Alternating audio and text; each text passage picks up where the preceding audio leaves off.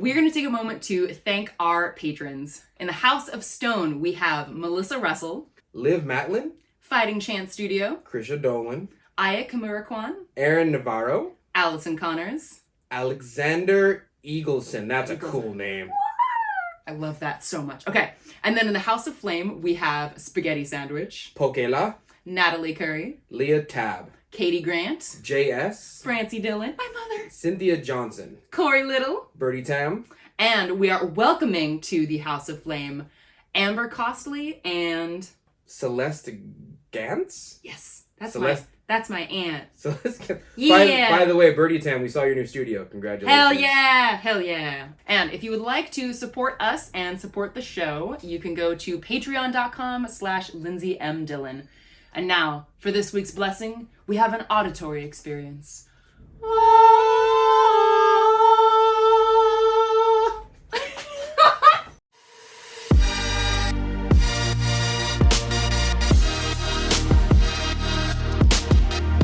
This is The Mud Peddlers, a podcast where two nerdy ceramic artists share the behind the scenes of their worlds of clay.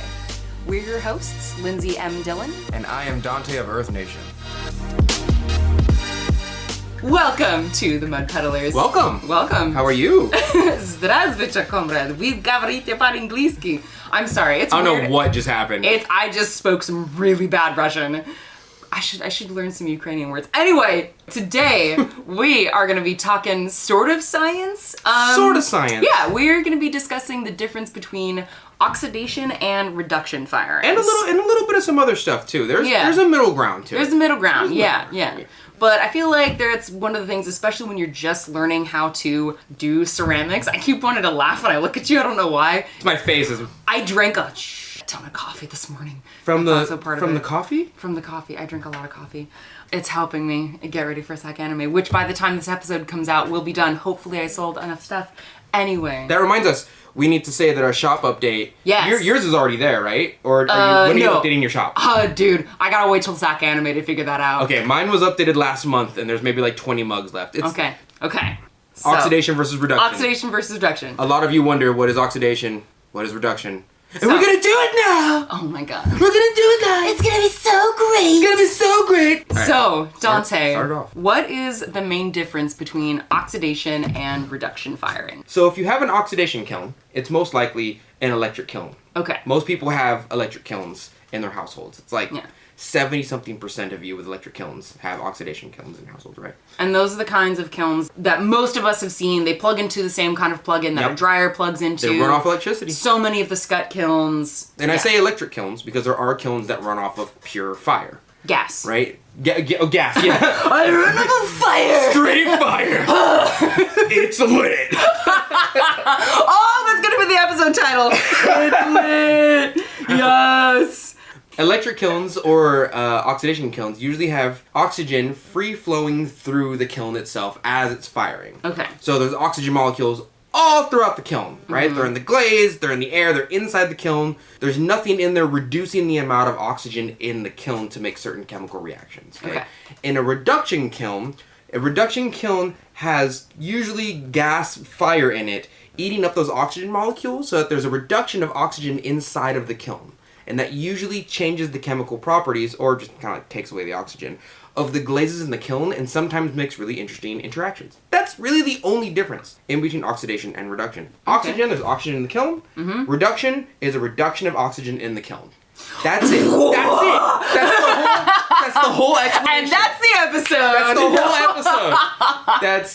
But really interesting stuff happens in the kiln when you reduce oxygen versus have free-flowing oxygen in the kiln chamber. Okay. And by the way, I keep saying chamber because my glaze chemistry books and my manual kilns call a kiln a chamber because a chamber is the inside of the kiln. Right. But if you say kiln, that's like the whole That's kiln. the entire kiln. Yes, but when you say chamber, that's just the inside. the inside of the kiln with the brick and the elements in the Okay. I'm trying really hard to like layman's it down. Okay. Because my brain is transferring like all the technical words into like fire, eat oxygen. Yeah.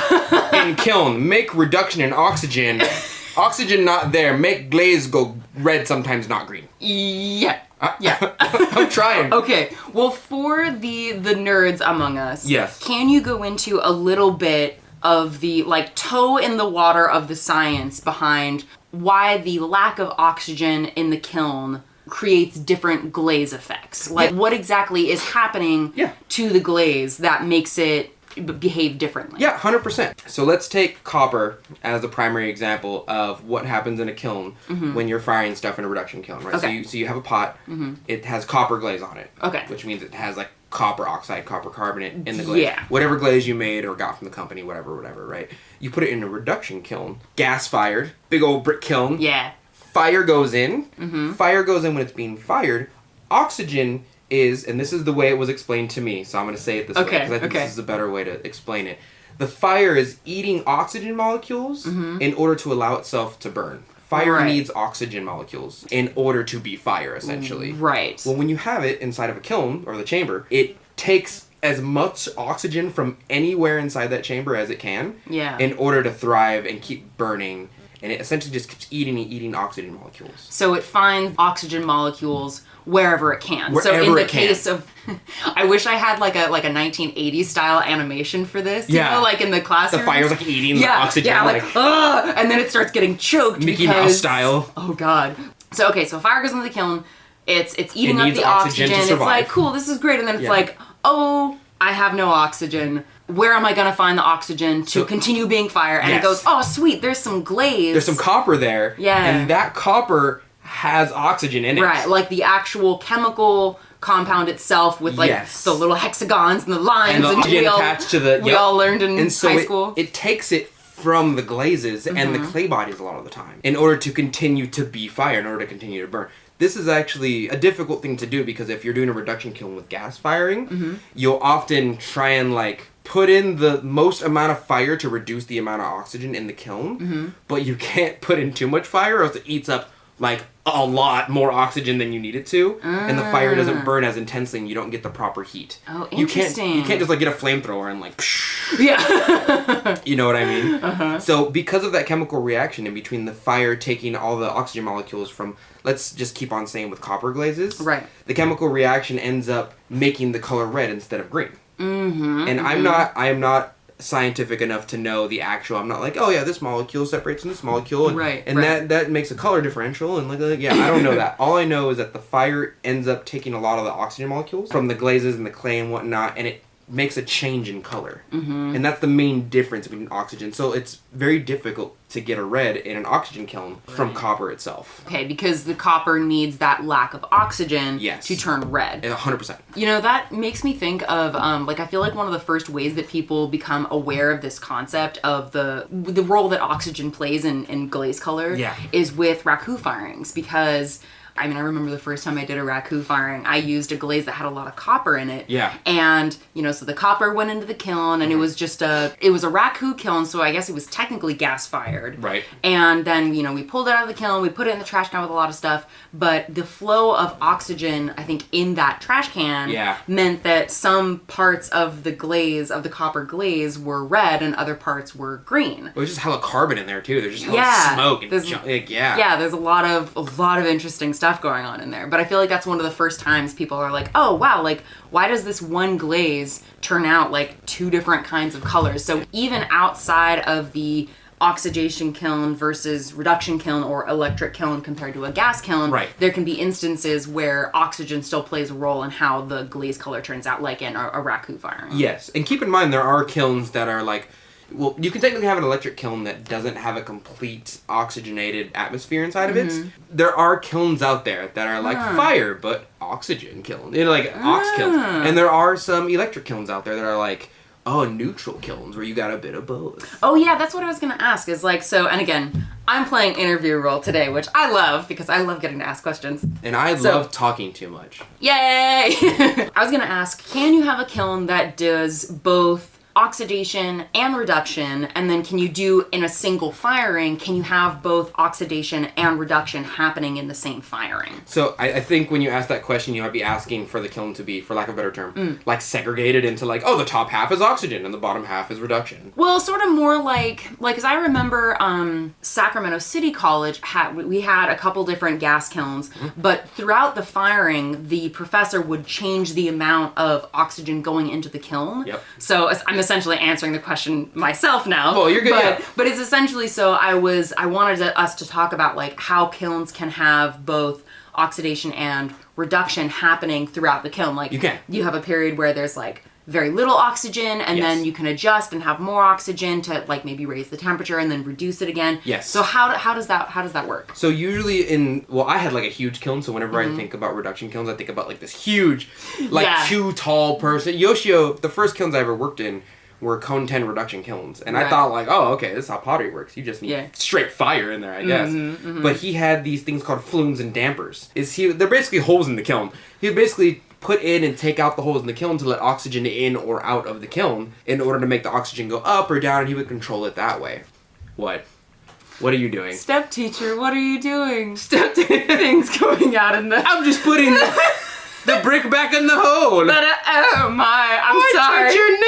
Oh, no. Step ladder, no. Good Lord. I'm sorry. Carry on. Carry on. We're good. I just had to... So, by controlling the flumes and the dampers, you can essentially control the flow of oxygen. But fire is going to continuously be going in there, right? Especially with the type of kilns I worked with, where it's like just gas fire in there, right? Okay. You can control. It's not like you plug up all the holes, you just put it in there and it works out. Right. You got to control the amount of oxygen. Yoshio, weirdly enough, could do it by just looking at the fire. Oh, that's cool. He would look at the fire and be like, "That needs more oxygen." He would like take out a hole or two, and then he would, you know what I mean? Yeah. He had some equipment as well that would read those things off, but most of the time he was just like, I could tell. Okay. You know, but you can get what is called a neutral firing kiln. I have seen one. I think Hishin, the person who's on YouTube, I'm sure a lot of you know him. And he has an electric firing neutral kiln. So just to preface this, it's weird. Generally speaking, Yeah. electric kilns tend to be oxidation kilns. Generally speaking, yes. Gas firing kilns, people tend to do reduction firings in gas kilns, but they can also be oxidation firings. Yeah, well, if you have a reduction kiln, you can essentially introduce lots of oxygen into the chamber, into the kiln, and get more oxygen at will, essentially. Or you can do a neutral firing and have less oxygen here and there at will, right? Or reduction. But most people don't build or buy a reduction kiln to do oxidation and neutral firing. Right, because it's easy enough just to buy an electric kiln that does electric firings. It's like you can build one, but it takes like a team of people. It's a whole thing. It's a whole thing. Yeah. So the neutral firing kilns are electric kilns that can do closer to reduction firings, even if they're not full-blown reduction firings. They're out there. I've seen one in my lifetime. That's interesting. Or at least the person that was handling it. I was like, oh, an oxidation kiln. She's like, actually, it's neutral. And I was like, what? You can do that? And she was like, yeah, we can do that. We just got to do this. And my baby Potter brain was like, that's magic. I mean, ceramics is magic. Like, we're straight up freaking, it's madness. It's really bad alchemy is what it is. It's sick-ass alchemy. I need to stop cursing. It's sick alchemy. Yeah. Okay, so what are the differences in how the glaze presents in a reduction firing versus an oxidation firing? Like, what kinds of colors do you tend to get? Darker colors, usually. The clay body... For which firings? For reduction firings. Okay. Oxidation usually creates brighter colors.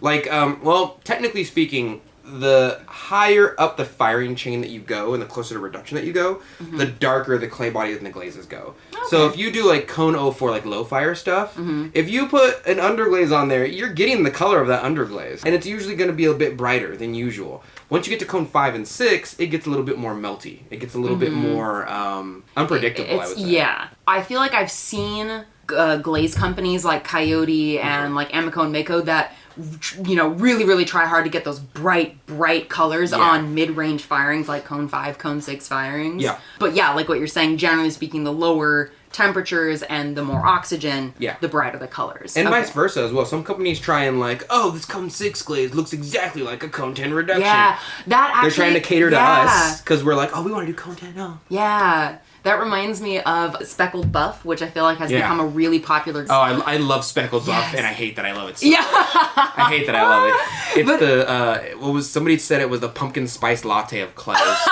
Because you just put gloss over it, and it looks good by itself, but you're like, this is really basic. It does. But I mean, it's so fun, though, because it is a way to get that effect. Because, like, I remember when I was first doing ceramics, my first I was like a junior in high school, and Yeah. I got to participate in a gas-fired kiln reduction firing, and I had this cup that was like, oh, it's got speckles on it now. Yeah. Oh. How did that happen? I didn't even do anything to Yeah. it. It just has speckles. It just has speckles, yeah. And in a reduction firing, because again, that fire is trying to pull oxygen from wherever Yeah. it can, that can change the components in the clay body itself and give speckles where there normally wouldn't be. But if that same clay was fired in a oxidation environment, you wouldn't get those speckles. Yeah. But then the speckled buff gives you the speckles Of course. in an oxidation firing, and it's fun. And keep in mind that I'm trying really hard to explain it as, at least I think that's what my specialty is to put things as I don't want to say layman's. Well, yeah, You know, as possible to explain it to the general public. Because I guarantee there's one of you nerds right now is like, actually, the chemical compounds and oxygen and copper. Shut up, you nerd.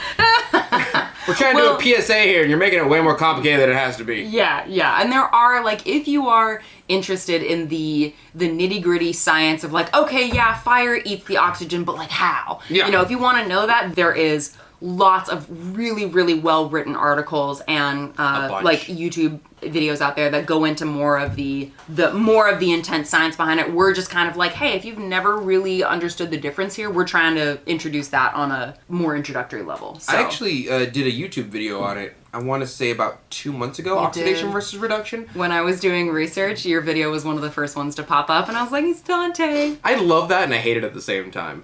Because whenever I want to search a more in-depth short-term video on, like, oh, like, I've looked up before, how do I build a better pit fire kiln? Yeah. And my video pops up.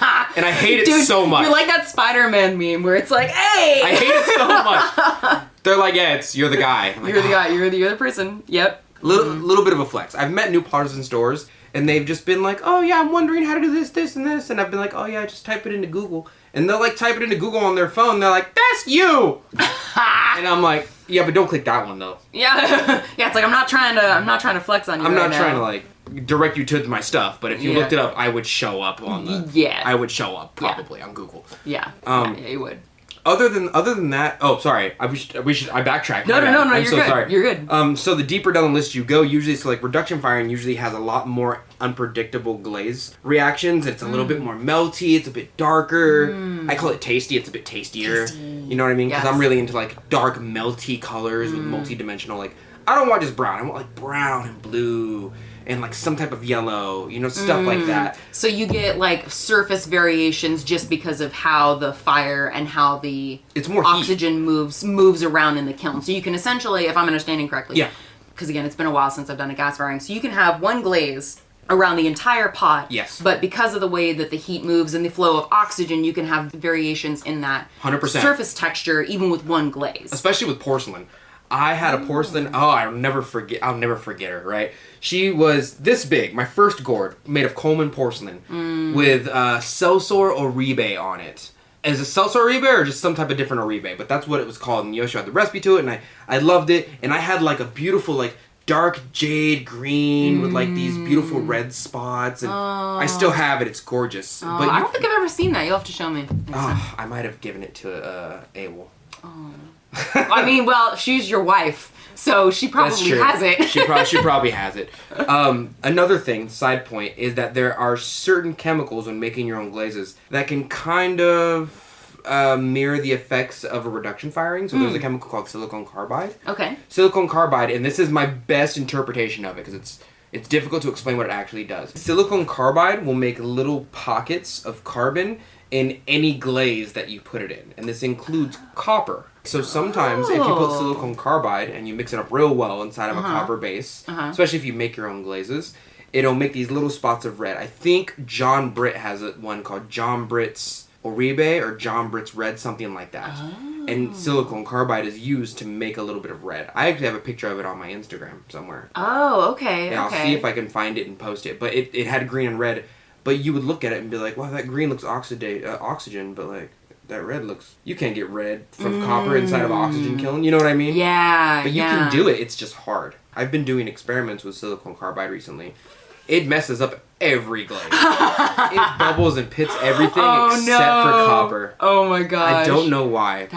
I'm sure Digital Fire has an article on that. Digital Fire, yeah. Digital Fire anytime I look at a chemical, and lithium carbide's been the one I've been doing right now. But I look at the chemical and I'm like, what is that? Yeah. And then I'll search it and be like, oh, okay. Yeah. That's why they did that. Yeah, for some reference, we've talked about this before, Donte and I have talked about this before, but Digital Fire, again, for those science nerds among all of us, Digital Fire has is a website that has a lot of the nitty-gritty science behind the chemistry of ceramics. So if you are interested in like, what the heck does this chemical do? Or like, what is an oxidation firing? Right. It can go into the nittiest, grittiest details. Digital Fire and glazy.org are the two websites that I need in my life ever. Yeah. I don't even touch most of my chemistry books anymore. They not only have pictures and information that I need, but they always have like, if you're probably looking for this right here. And I'm like, oh, thank you. Right. It has like the chemical weight and the structure of it's great. It's fantastic. Us discussing like is it silicon carbide? Silicon carbide. Yeah, so us discussing the silicon carbide and then the speckled buff glaze reminds me of something that like I really wanted to talk about in this episode that has to do with not necessarily the science behind the reduction versus oxidation firings, but access and materials. Because one of the things that can be difficult with transitioning from a school education environment to a post-school environment is access to the resources that the school has. We're spoiled. We do get spoiled. We get really spoiled. So one of the things that can happen and things that I've seen some college students go through is they're used to doing cone 10 reduction firings or soda firings or salt firings or wood firings, and then they graduate and then all of a sudden they don't have access to those same materials, those same tools anymore. We used to have a kiln that I could walk into. Oh. I know. And those always kind of scare me though. They make me claustrophobic, but I like small spaces. Oh, okay. Big women, small spaces. It's my thing. I love that. I love that. Yeah. So I guess my little, part of this PSA. Yeah. Because, like, listeners will know that one of my biggest beefs is school environment's lack of preparing students for the post-school world. Oh, 100%. Yeah, like, how do you, like, the business behind ceramics. That's part of the reason we do this podcast is to fill that gap. I'm so sorry. Anyway, I apologize, Donte. I'm on that level today. Whew. Anyway, if you are in an environment where you're in school, you're learning ceramics for the first time, regardless of whether you want to continue ceramics as a hobby or as a professional endeavor, but I think particularly if you're interested in doing this as a professional endeavor, consider while you're still in school learning what the other options are for firings, and just even if it's in small ways, educate yourself or ask your professor like, hey, I really like that we do cone 10 reduction firings here. Mm-hmm. Are there other places in this area, either stores, that have those similar kinds of kilns? 100%. Or, we do cone 10 reduction firings here, but I won't have access to that after school. Can you tell me a little bit about, or could I in the class work on some cone 5-6 oxidation pieces instead? 1000%. It's you get coddled while you're in school. You get all the glazes are good for you, and half the equipment's clean, and you clean your table, and then the person next to you cleans their table, and then over time, everyone's table's clean. When you have your own studio, you gotta clean your whole studio. That's your responsibility. Yeah. Everybody cleans their own dish in the household. There's no dishes, but you're in a space where you just have a pile of your own dishes now. Yeah, you gotta deal with your own stuff. But. Yeah, and it's all the chemical, when you think about it, that 5-gallon bucket of glaze in your class that they let you have, or the bottles of glaze, either cost $17 each or $300 a bucket of 1,000 grams of copper. You know what I mean? It's you get very lucky, and especially with the firing process, because if I were to really break it down, and this might be a bit of a tangent, ceramic art in and of itself has 5 different forms of art that you need to master individually in order to be good at the whole process. Right.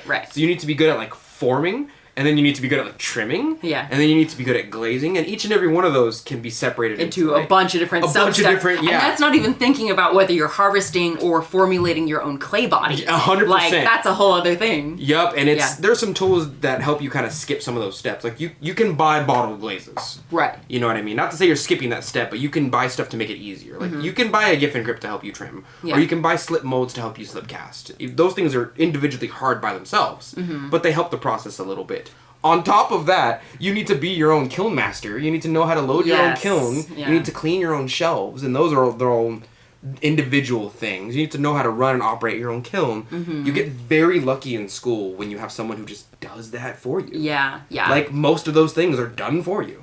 And I'll say that for electric kilns, because I think it would be fair to say that outside of an educational environment, the easiest thing to do is to get a oxidation kiln. Yeah, that's Like, the easiest to hold in the household. Yeah.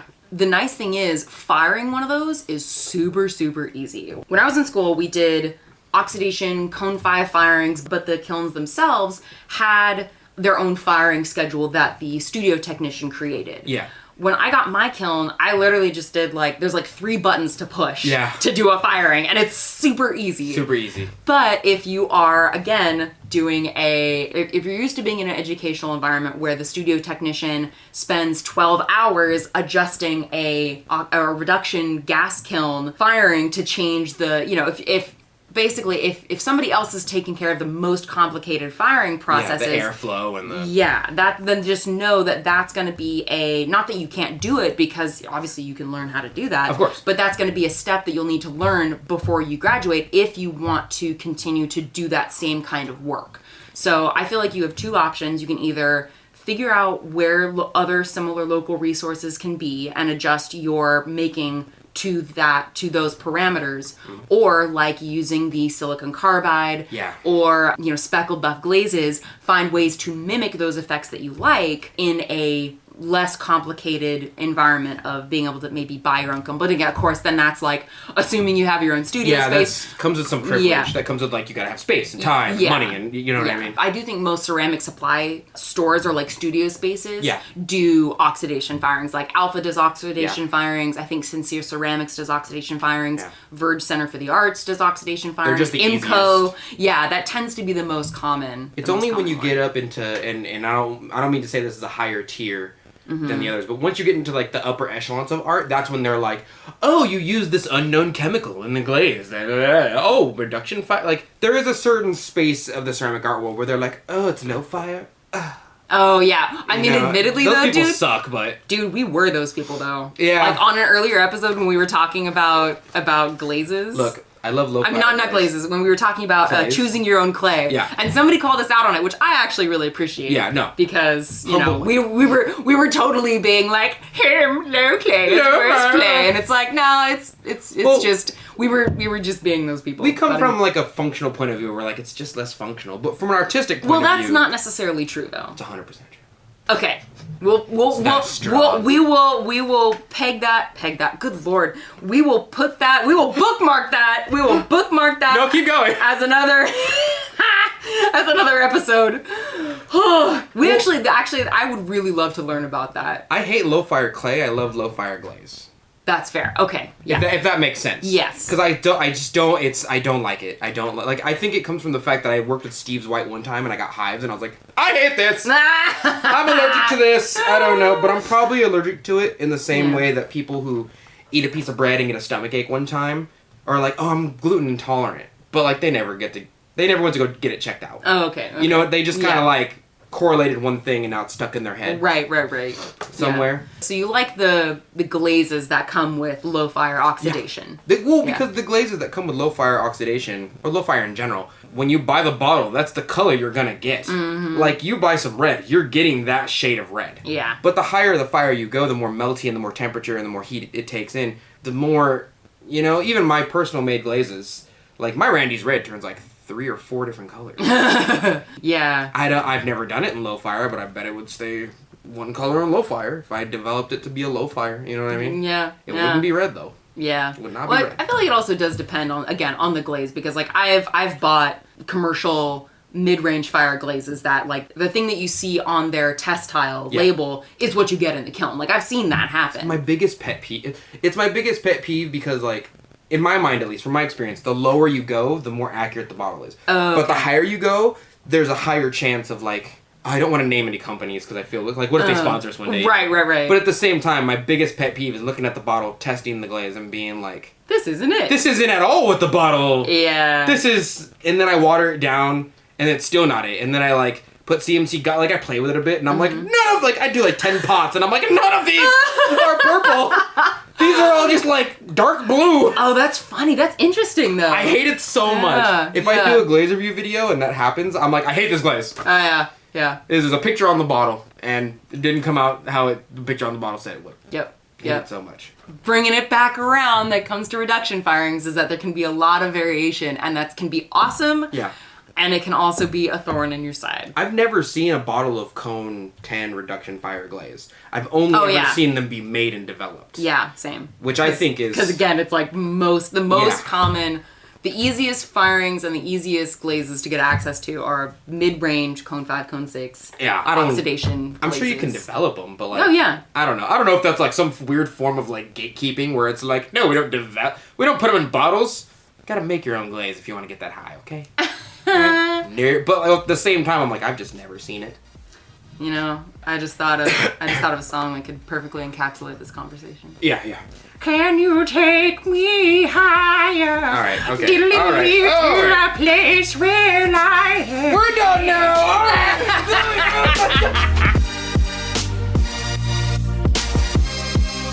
And that's it for today. Thank you for listening to The Mud Peddlers with Lindsey M Dillon and Donte of Earth Nation.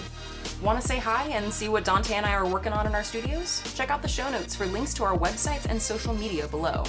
You can find me at lindseymdillon.com. That's LINDSEY, M as in monster, DILLON.com. And on Etsy, Instagram, and Facebook at Lindsey M Dillon. And you can find me at Earth Nation Ceramics. It's spelled exactly how you think it's spelled, but you can also find me on my Facebook fan page and Instagram at the same name at Earth Nation Ceramics. If you enjoyed hanging out with us today, or you have a question or topic you'd like us to discuss, take a second to rate and review The Mud Peddlers in Apple Podcasts. It helps our podcast reach new listeners, and we really appreciate the feedback. Thanks again, and we'll catch you next time.